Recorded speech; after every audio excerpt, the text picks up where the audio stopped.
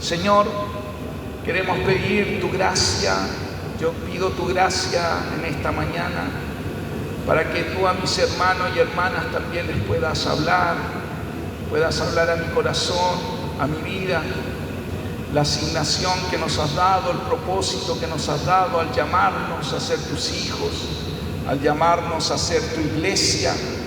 Así que pedimos que tú nos puedas hablar una vez más, que tu verdad realmente pueda ir abriendo nuestros ojos para ir comprendiendo y caminando por donde tú quieres que caminemos, Señor. Gracias te damos en el nombre de Jesús. Amén y amén. Voy a pedir que pongan el acróstico que estamos hablando y reiterando. Borea. A ver, repita conmigo, Borea. Ya lo hemos hablado otras veces, ¿cierto? El Borea es un acróstico que en realidad,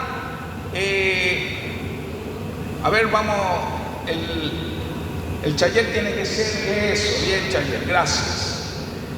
El Borea en realidad involucra un poco para ir mostrando, y hemos dicho como iglesia por dónde queremos ir caminando y lo que el Señor nos va hablando.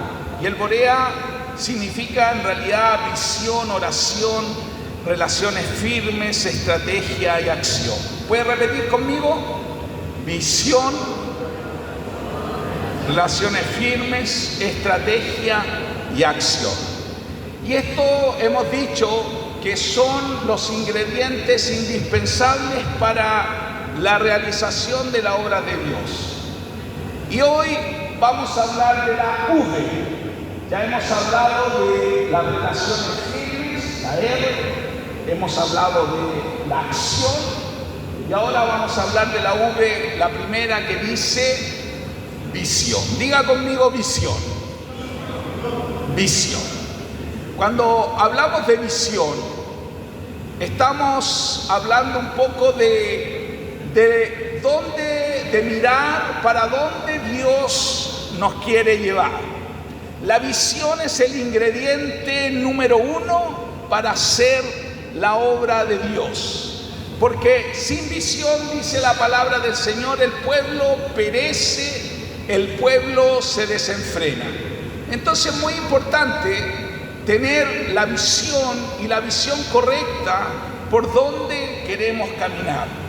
El arquitecto, antes de construir, ¿cierto?, dibuja planos, hace un proyecto completo, porque si no tenemos un proyecto completo, no tenemos este bosquejo, lo que queramos construir no va a resultar.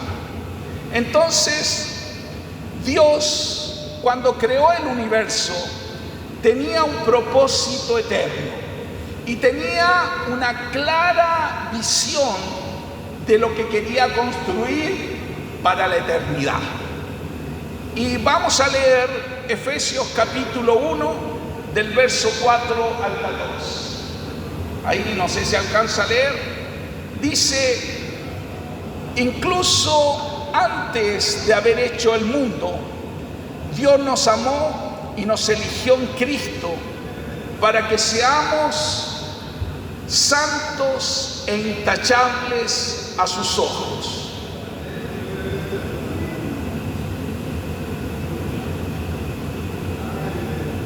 Gracias, Claudio, por eso. Gracias, amigo. Hasta acá te escucho. Dios decidió de antemano adoptarnos como miembros de su familia al acercarnos a sí mismo por medio de Jesucristo. Eso es precisamente lo que Él quería hacer y le dio gran gusto hacerlo, de manera que alabamos a Dios por la abundante gracia que derramó sobre nosotros, los que pertenecemos a su Hijo amado. Dios es tan rico en gracia y bondad que compró nuestra libertad con la sangre de su Hijo y perdonó nuestros pecados. Él desbordó su bondad sobre nosotros, junto con toda la sabiduría y el entendimiento, Ahora Dios nos ha dado a conocer su misteriosa voluntad respecto a Cristo, la cual es llevar a cabo su buen plan. Y el plan es el siguiente: a su debido tiempo, Dios reunirá todas las cosas y las pondrá bajo la autoridad de Cristo, todas las cosas que están en el cielo y también las que están en la tierra. Es más, dado que estamos unidos a Cristo, hemos recibido una herencia de parte de Dios, porque Él nos eligió de antemano y hace que todas las cosas resulten de acuerdo con su plan. El propósito de Dios fue que nosotros, los judíos que fuimos los primeros en confiar en Cristo, diéramos gloria y alabanza a Dios. Y ahora ustedes, los gentiles, también han oído la verdad, la buena noticia de que Dios los salva. Además, cuando creyeron en Cristo, Dios los identificó como suyos al darles el Espíritu Santo, el cual nos había prometido tiempo atrás. El Espíritu es la garantía que tenemos de parte de Dios, de que nos dará la herencia que nos prometió y de que nos ha comprado para que seamos su pueblo. Dios hizo todo esto para que nosotros le diéramos gloria y alabanza. Entonces, hermanos, Dios ha tenido y tiene una visión desde la eternidad de construir algo. Por eso hablamos de visión. Y Jesús, al venir al mundo, antes de iniciar su ministerio, tenía una clara visión de lo que Él quería edificar. Él sabía lo que venía a edificar. Y la palabra que sintetiza la visión de Dios y lo que Cristo vino a hacer se llama iglesia. A ver, repita conmigo: iglesia. La iglesia. Y la iglesia somos todos nosotros, todos los que hemos creído en Dios. Por eso el sueño de Dios es la iglesia. Por eso Él ama a la iglesia y le dice que es su novia. Por eso Él dice: yo soy el novio de la iglesia. Por eso también en la historia y en el mundo entero se han levantado mucha gente en contra de la iglesia, para dividirla, para destruirla. Aún hoy día mismo existen enemigos de Dios que quieren destruir la iglesia. Por eso Cristo declaró diciendo: yo edificaré mi iglesia. Cristo lo dijo ahí en Mateo. Él dijo: yo edificaré mi iglesia. Dicho de otra forma, mi iglesia es importante. Para mí, la iglesia es mi cuerpo, es mi novia. Y dicho de otra forma, en realidad, tú eres su novia. Tú eres lo importante. Por eso es muy importante para los que nos visitan y para los que llevamos tiempo y para los que quizás nunca han querido ser parte de la iglesia, porque la iglesia no es esto. Nosotros somos una pequeña parte. La iglesia es mundial, es muy grande. Y por eso es tan importante definir qué es la iglesia. Hoy, equivocadamente, se suele llamar iglesia a un edificio material, ¿cierto? Donde la gente se reúne para hacer un culto al Señor. De hecho, muchos dicen: el domingo vamos a ir, ¿dónde decimos? Vamos a ir a la iglesia. ¿Para dónde vas?, te dice el vecino. A la iglesia, decimos. ¿Dice usted eso? ¿Cierto? Muchas veces tenemos este lenguaje y decimos: vamos a la iglesia. Porque todavía tenemos conceptos que pensamos que los edificios son la iglesia. Por eso para mucha gente puede ser hasta reunirnos en este gimnasio puede ser un sacrilegio, porque esto no parece una iglesia. ¿O parece? ¿Pero qué es lo que es la iglesia? Ve que tenemos concepto y decimos, pero esto es un gimnasio. ¿Cómo voy a ir a un gimnasio si eso no es una iglesia? Entonces, hoy día se habla y se dice equivocadamente que la iglesia son los edificios, que son los lugares donde se reúne el pueblo de Dios. Pero yo le quiero decir que eso no es la iglesia. Ni los templos, ni casas de oración son los edificios. Porque también a veces decimos, ¿para dónde vas? Los que ya tenemos conceptos más evangélicos decimos, vamos al templo. Pero ¿cuál es el templo? ¿Qué dice la Biblia que es el templo? Dice que nosotros somos el templo del Espíritu. Entonces nosotros no vamos al templo. Nosotros somos el templo. El templo es el que viene a este gimnasio. Y cuando se reúne un templo, otro templo, todos hacemos el culto al Señor. Por eso es tan importante definir y saber, porque si el plan de Dios es edificar la iglesia, tenemos que saber qué es la iglesia. Cristo no va a venir a edificar edificios. De hecho, Jesús en una oportunidad, cuando los fariseos se le acercan, Jesús le dice, yo destruiré este templo y no quedará piedra sobre piedra. Aunque él estaba hablando de sí mismo. Pero para Jesús los edificios no son lo importante. Lo importante eres tú. Soy yo. Puedes decirle al que está al lado tuyo, tú eres lo importante para Dios.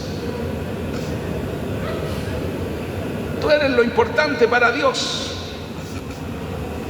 Porque sabes, la Biblia dice que Jesucristo vendrá a restaurar la iglesia, y lo que significa es que vendrá a restaurarte a ti.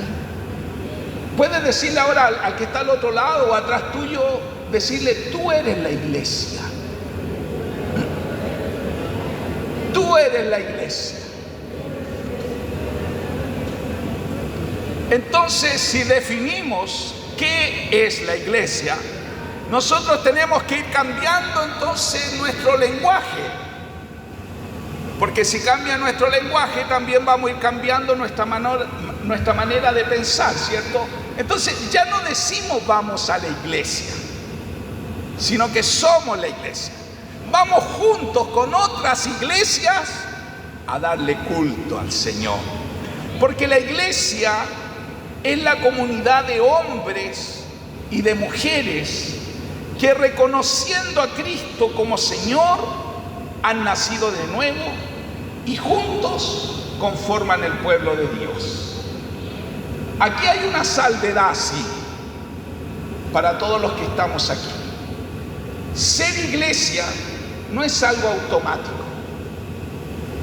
Ser iglesia es aquel o aquella que ha tomado una decisión de decir, yo quiero ser ese hombre, esa mujer que cree lo que Jesucristo hizo en la cruz para perdonarme, para rescatarme, y ahora sé que Él me da una nueva vida, un nuevo destino, un nuevo propósito.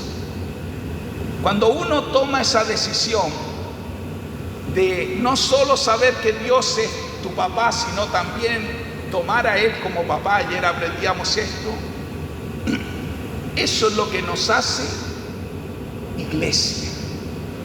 Por eso Jesús dice en su palabra que Él vendrá.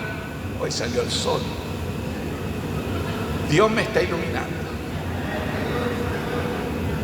Que la iglesia, entonces somos todos aquellos todos aquellos que hemos reconocido a Jesús como nuestro Señor, como nuestro Salvador. Si tú todavía no eres parte de la iglesia, amén, tienes que decirle a Jesús: Jesús, yo quiero ser parte de tu pueblo, yo quiero ser parte de tu familia, yo quiero ser un hijo. ¿Y sabes lo que Jesús va a hacer? Te va a decir sí. Y cuando digo ser parte de la iglesia, vuelvo a decir, no es solo de esta congregación. Ser parte de la iglesia es decir, yo soy parte de la novia de Cristo. Amén. Y quiero decir, para tener esta visión clara y concreta, a ver, permiso, me dio calor de verdad.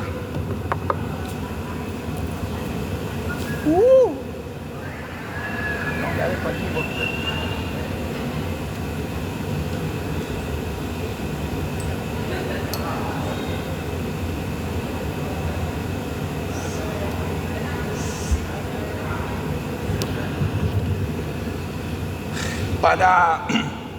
Para tener la visión correcta y concreta de qué es la iglesia, vamos a hablar de 3 características que la iglesia debe tener. Y lo primero que la iglesia tiene que tener como característica es la calidad. Dios, cuando dice edificaré mi iglesia, y cuando Dios piensa en la iglesia, está pensando en una iglesia santa, en una iglesia pura, en una iglesia restaurada, no cualquier tipo de iglesia. Porque cuando Dios piensa en su novia, piensa en una novia bonita. Dios no está pensando, imagínense que Jesucristo quisiera casarse, no sé si a usted le gustaría casarse con y no es que quiero en realidad representarlo, no quiero menospreciar, pero si fuera jorobada esa novia, tuviera una verruga, caminara encorvada, con un vestido sucio, ¿usted cree que sería una linda novia?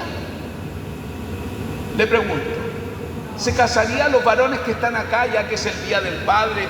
¿Usted como varón escogería una novia así? No, uno espera que la novia esté bonita. Y los que se han casado hace poco, que hemos participado alguna vez de algún casamiento, ¿cuál es el chiche del casamiento? ¿A quiénes quieren esperar o a quién le toman fotos los fotógrafos? A la novia, y dice, uy, qué bonita se ve la novia, el vestido de la novia, la novia se cayó. No, pero todos están pendientes de la novia. Porque Dios también quiere una novia linda.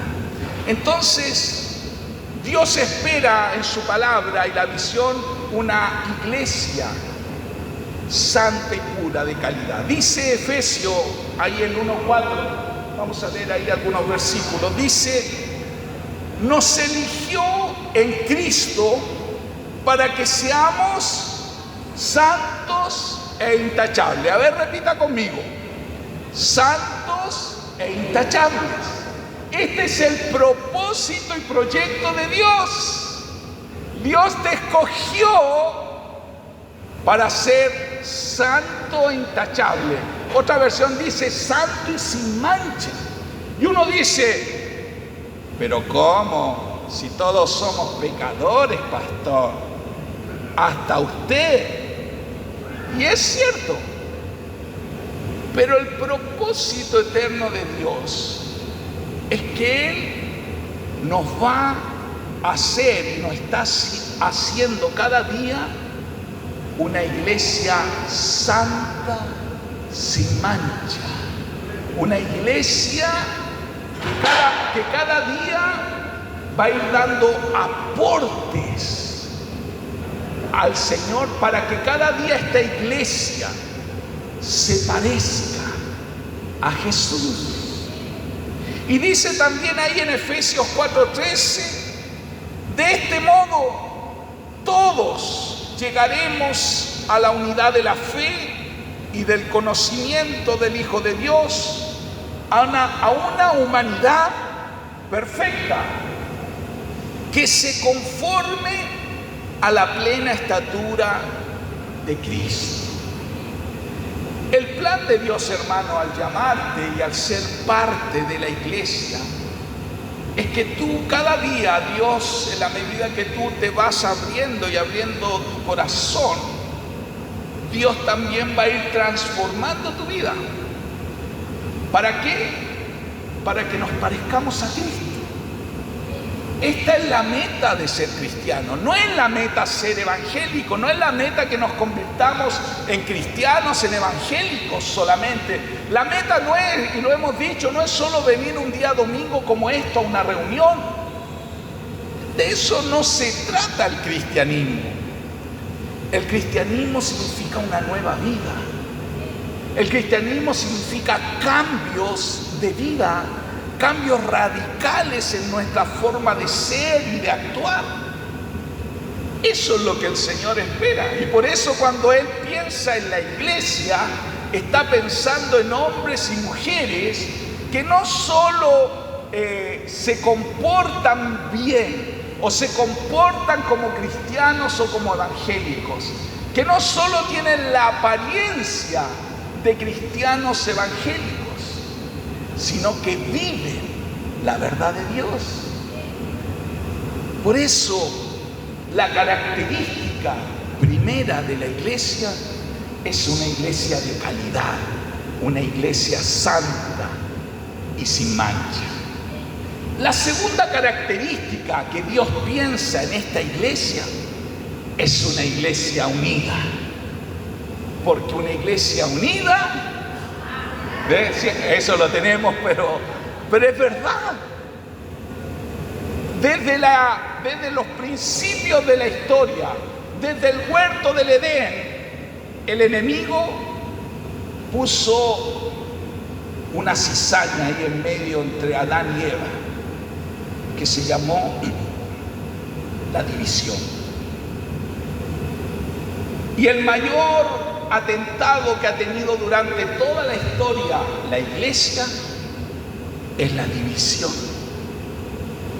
Porque como algún general alguna vez dijo, cierto, un conquistador, no me recuerdo si fue Marco Aurelio, un emperador, dijo: para conquistar tengo que dividir.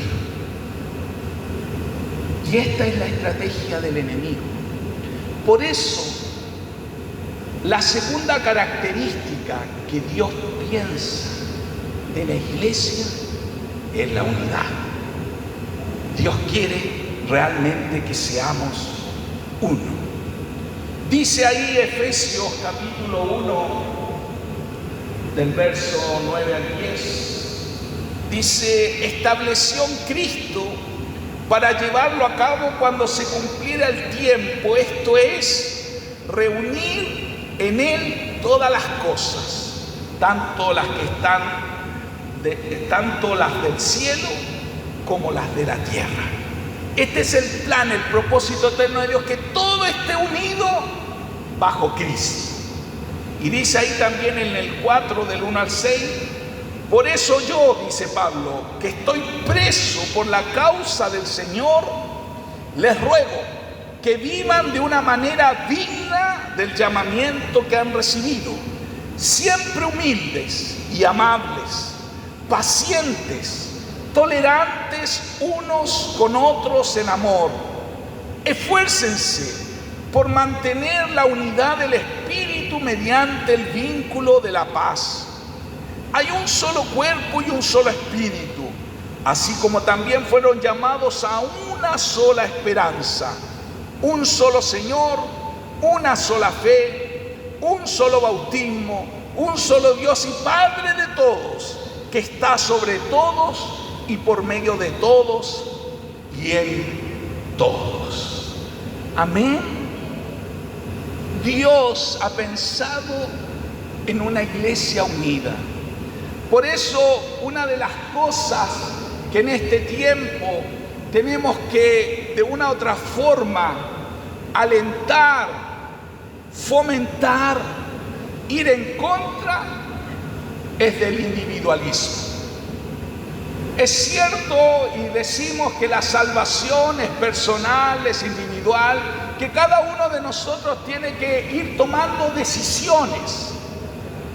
Pero aunque nuestras decisiones son individuales, son personales, todos nosotros somos partes y miembros del cuerpo de Cristo. Y al ser parte y miembros del cuerpo de Cristo, el individualismo no puede existir. Y aunque Dios dice que nos conoce, porque cada uno de nosotros es distinto, cada uno de nosotros tiene su propia huella digital, cada uno de nosotros es diferente, pero en esa diversidad, en esa diferencia, Dios quiere que seamos uno. Este es el plan. Por eso, la semana pasada escuchábamos acá al pastor Mauricio hablándonos de la crítica y la murmuración, que es uno de los enemigos más mortales de la división y de la unidad, que va en contra de la unidad. Y por eso es tan clave que nosotros comprendamos si somos la iglesia, si somos parte de la iglesia, tenemos que entender una de las cosas que Dios más aborrece es la división. La división con el hermano, con la hermana. Por eso hay cosas que nosotros nos podemos creer muy espirituales. Podemos creer que Dios está con nosotros. Pero si en nuestro hogar, en nuestra mesa, en nuestra vida está el murmurar, el hablar de otros, el guardar rencor, estamos en un serio problema.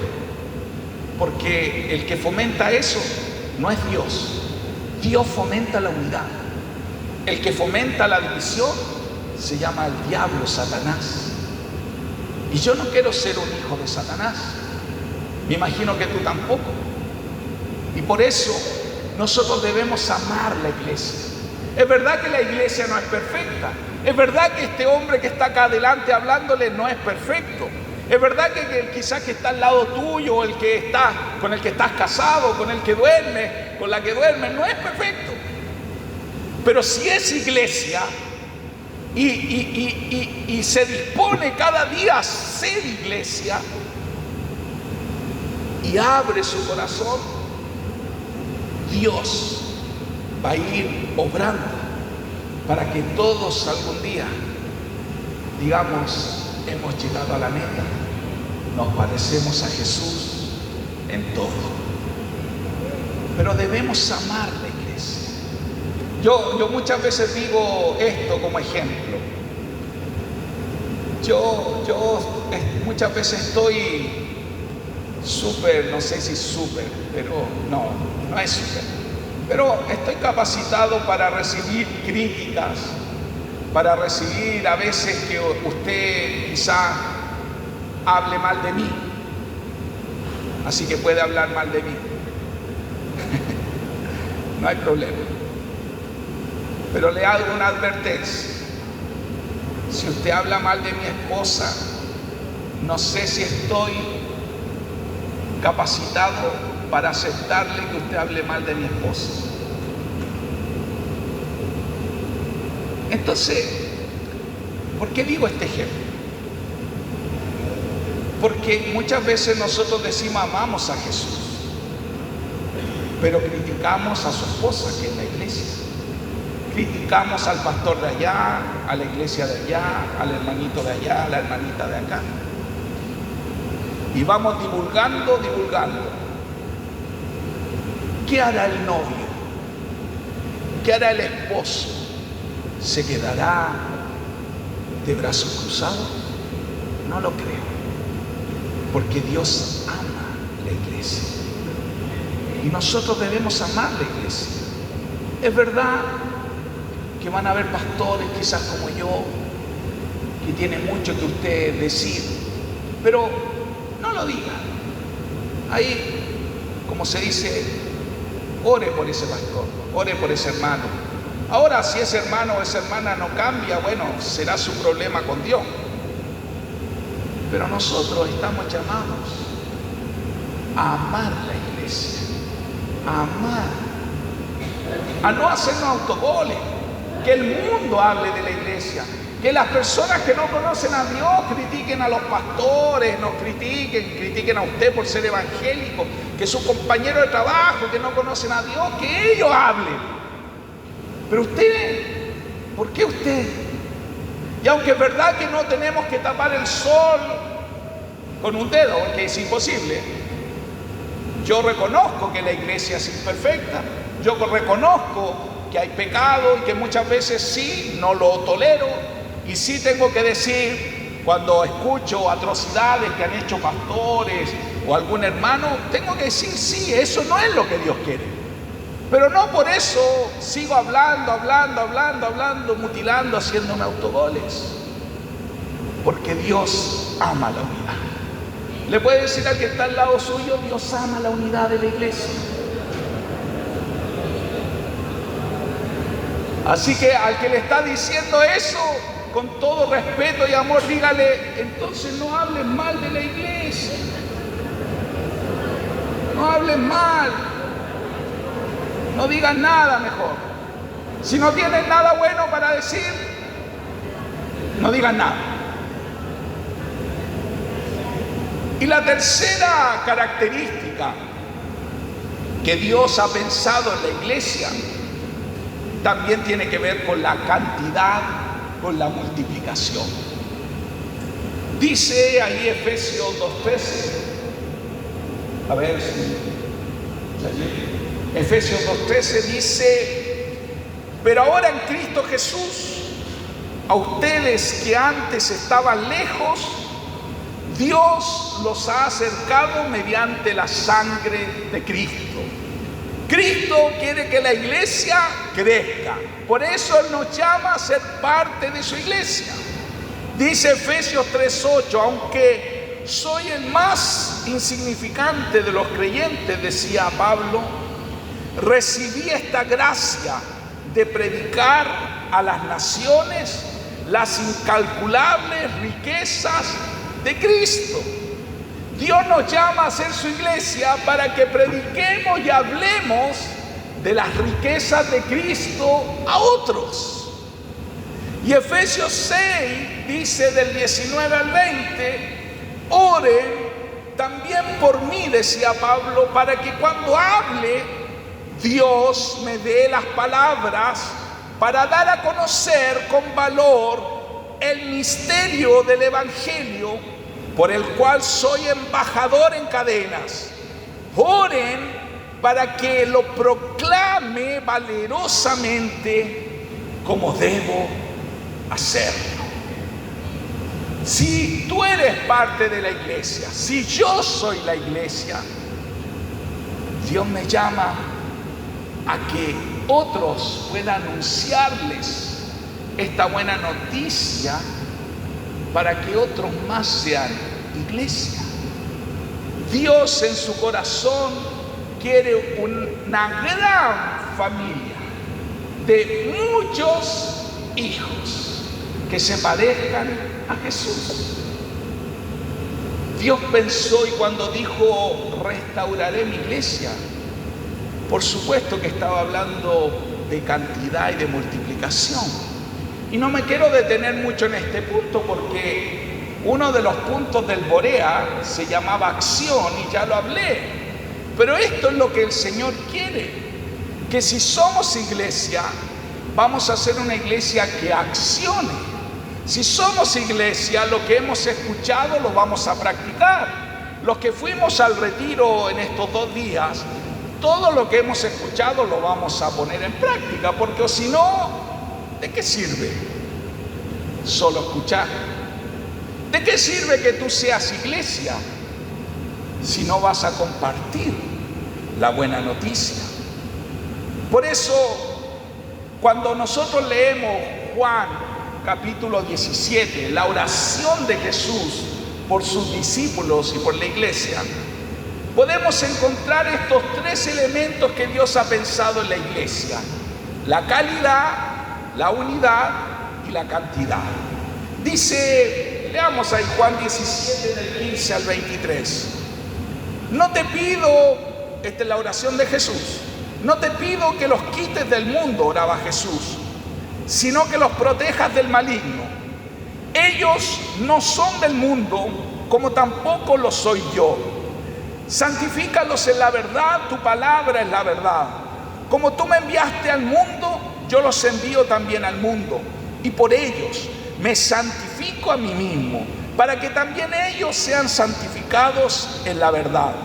No ruego solo por estos, ruego también por los que han de creer en mí por el mensaje de ellos, para que todos sean uno. Padre, así como tú estás en mí, yo en ti, permite que ellos también estén en nosotros, para que el mundo crea que tú me has enviado. Yo les he dado la gloria que me diste, para que sean uno, así como nosotros somos uno, yo en ellos y tú en mí.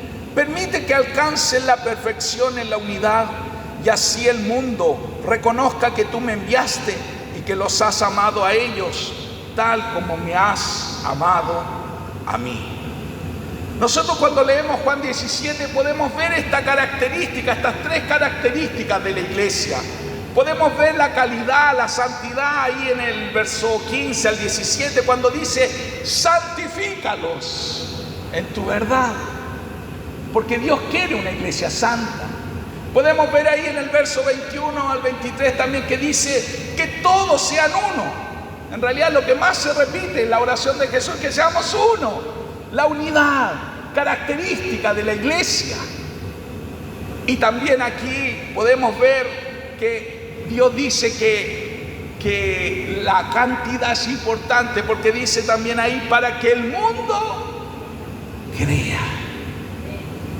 Entonces, hermanos, esta es la visión que tenemos que tener. Si somos iglesia, debemos entender que la calidad, la santidad, va a producir siempre unidad. A ver, ¿me escuchó bien?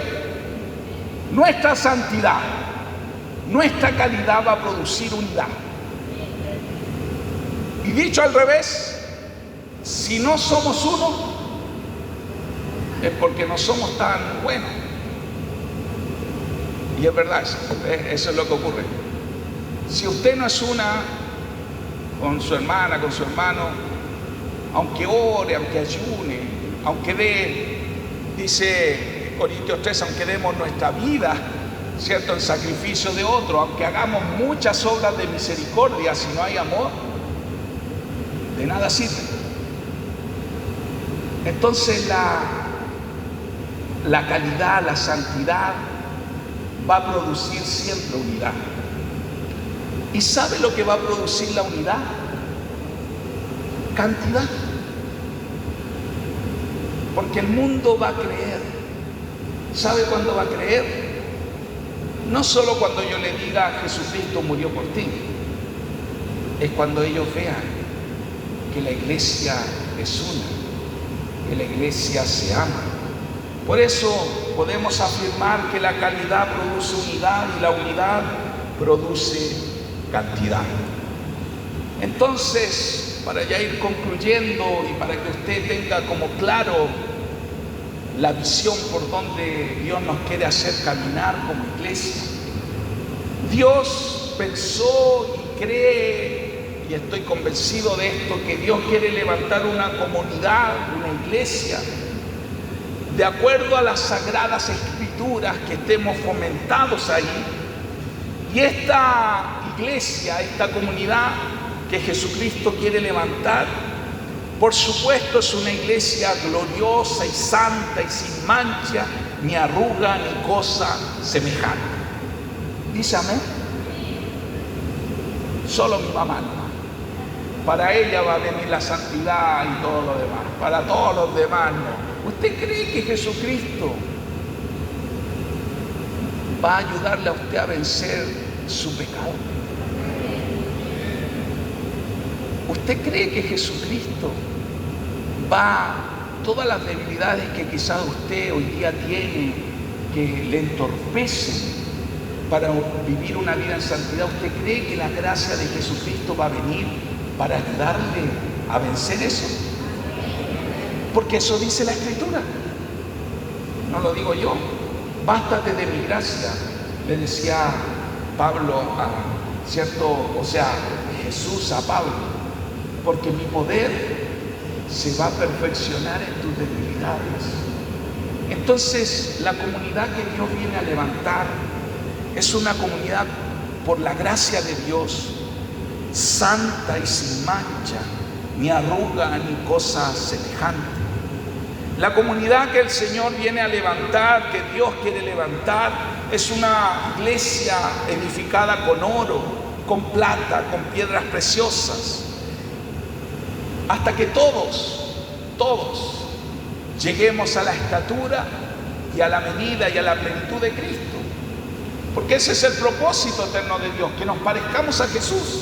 En realidad ese es el fin de ser un discípulo. Cuando hablamos de ser un discípulo, cuando hablamos de que usted vaya a un discipulado, de que usted camine con otros y otros le enseñen, es que usted se parezca a Jesús. Eso. No tiene nada que ver con mandar, con aquí que otros son más importantes que otros, no. Tiene que ver que alguien me está ayudando y caminando conmigo para que yo me parezca a Jesús. De eso se trata el caminar juntos y el discipulado. Porque el propósito de Dios es que todos lleguemos a la estatura y a la medida de la plenitud de Cristo. O sea, en términos prácticos, lo que Dios quiere levantar y va a levantar su iglesia, su novia, es una iglesia primero integrada por familias. Dice amén. Dios quiere restaurar familias. Dios quiere restaurar tu familia, tus matrimonios. Es ahí donde Dios pone el termómetro. Y por eso el enemigo lo que más ataca son las familias. Pone división entre los esposos, entre los padres e hijos, entre los hijos y los padres. Pero el propósito de Dios es restaurar la iglesia. Y si va a restaurar la iglesia, lo primero que restaura es la familia. Por eso necesitamos llevar a Cristo a nuestros hogares. Por eso decimos que la iglesia no es este lugar, que el templo no es este lugar, soy yo, eres tú. Entonces, si soy yo y eres tú, es tu esposa, es tus hijos, cuando tú vas a tu casa, adivina dónde está la iglesia. En tu casa. No, pues pastor, si está el día domingo la iglesia, ¿no? Ve que yo voy a la iglesia. Ve, por eso los conceptos tenemos que cambiarlos. La iglesia está en mi hogar. La iglesia está cuando cocinamos, cuando comemos, cuando estamos a la mesa. La iglesia está cuando voy al trabajo. Ahí está la iglesia. Cuando hago el aseo, cuando limpio el baño, cuando hago mi cama, cuando entro a duchar. Los que se duchan. Entonces, en términos prácticos, Dios va a edificar una iglesia que está integrada por familias que viven en paz y en armonía. Wow, esto es para los... ¿Cuántos papás hoy día levantaron la mano? A ver, aparte de yo, ¿cuántos somos también maridos? Porque Dios va a restaurar y va a edificar la iglesia, como dije, las familias.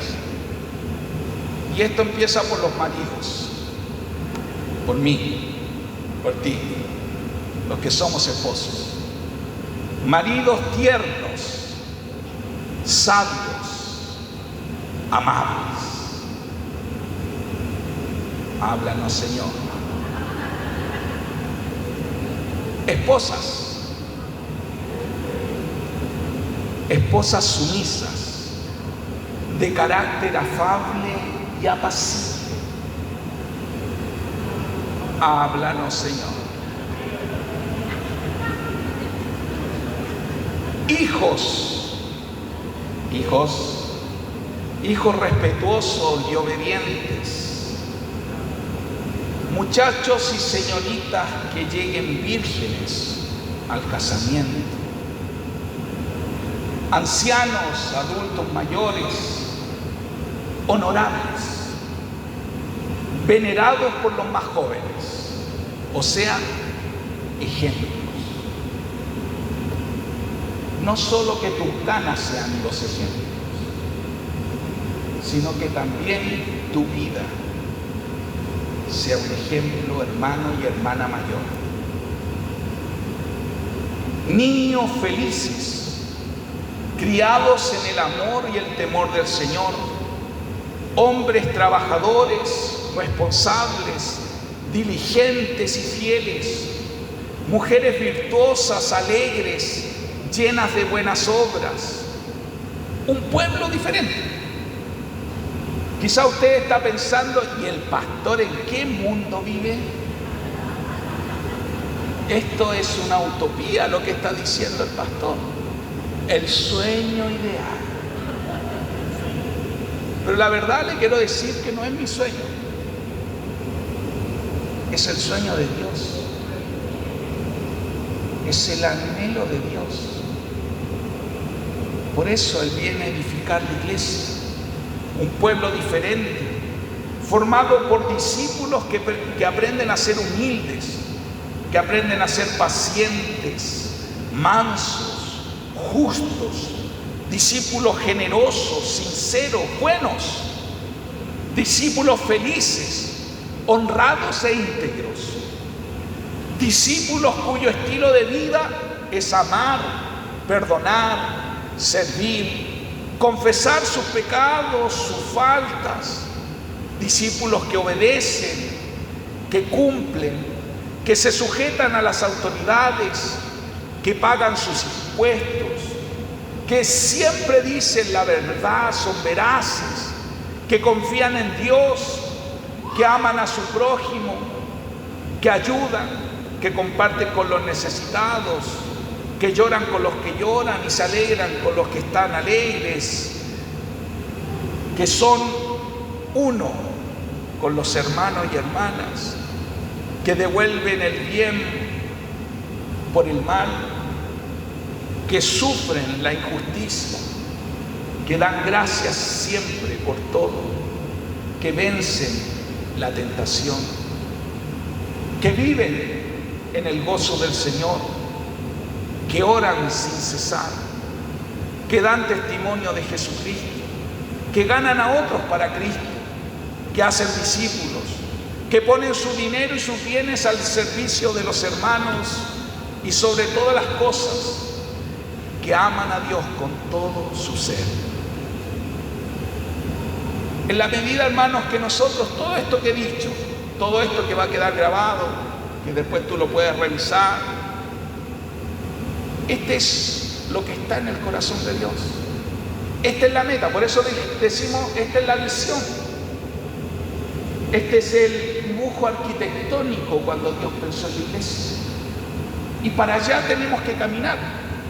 Eso es lo que nos hace ser iglesia. Ser iglesia no es reunirnos solo aquí los domingos. Es maravilloso reunirnos aquí, ver a los hermanos y todo eso. Pero esto es ser iglesia. Por eso, en la medida que progresemos en esta santidad, en esta calidad, también vamos a progresar en la unidad, porque la unidad es el fruto de la calidad, así como la división es la evidencia de inmadurez y de carnalidad. Por eso los hijos de Dios, como hermanos que somos, debemos conformar una sola familia aquí en la tierra, la familia de Dios. Únicamente, hermanos queridos, como dije, de verdad que estoy concluyendo, únicamente así devolveremos esta buena noticia, el Evangelio, a su plena credibilidad. El mundo así va a creer. Dice, cuando oró Jesús, que todos sean uno, para que el mundo crea. Entonces, calidad equivale a santidad. ¿Y por qué debemos ser santos? Porque Dios es santo. ¿Por qué tenemos que ser uno? Porque Dios es uno. ¿Por qué Dios quiere que nos multipliquemos? ¿Y por qué quiere cantidad?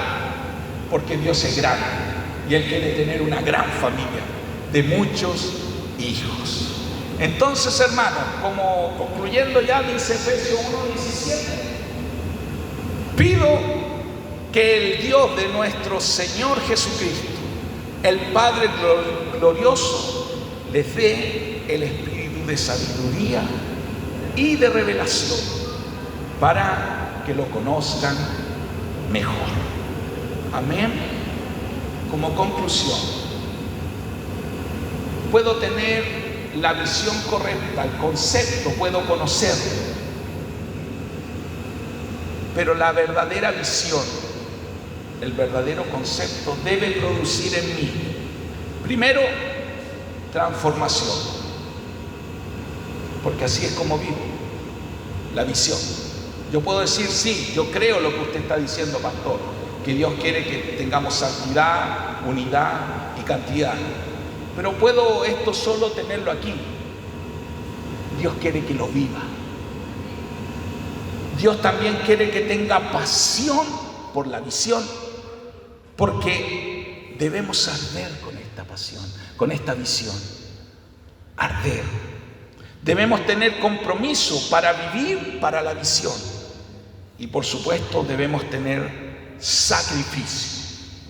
Morir para que la visión de Dios se lleve a cabo. No es mi visión, es la visión de Dios. El plan y proyecto eterno de Dios es que Dios quiere tener una gran familia de muchos hijos semejantes a su Hijo Jesucristo. Jesús dijo, yo edificaré mi iglesia y las puertas del Hades no van a prevalecer contra ella. Jesucristo dijo, yo amo la iglesia. Yo vendré a buscar mi iglesia. Yo vendré y haré un gran casamiento, la boda del Cordero. Póngase en pie y vamos a darle gracias al Señor, porque Dios nos ha llamado a ser su iglesia.